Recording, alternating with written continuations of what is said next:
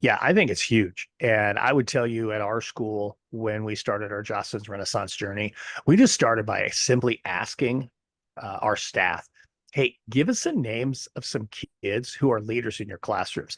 And not just the kids who are student council leaders or team captains. I mean, that's great. We wanted them too.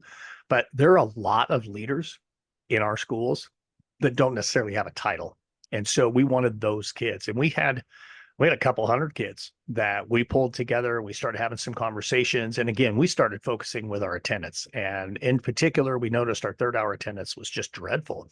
And as a group of adults, just like you said, we thought we had an idea. We thought we had it figured out. We knew why.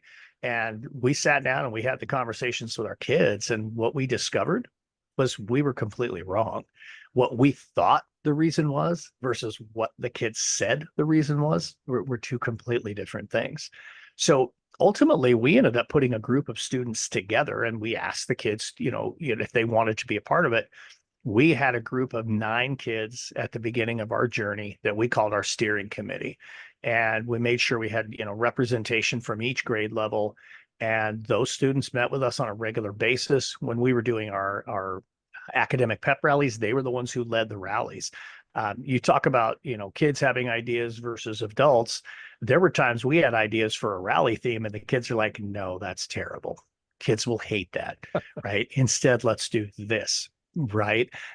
You got to lean in and trust your kids. One of it in my book, I talk about the 6 things that I felt were most important as a school leader.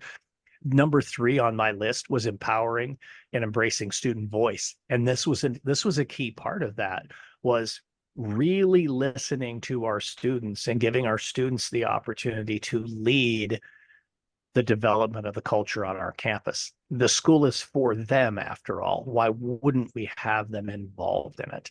And the more we had kids involved, like I said, year 1, we had 9 kids. There were years that we had 40, 50, 60 kids who wanted to be a part of building the culture and the climate on our campus. And when you get that student leadership involved, when you get those kids from all walks of life, whether, they're athletes on your campus, they're, kids that are much more focused just on academics, maybe kids that are involved in band or drama or speech and debate or yearbook or whatever, right? Because we have kids on our campus who have all kinds of different likes and interests, and you need as many of those voices as possible because every unique voice brings a unique perspective.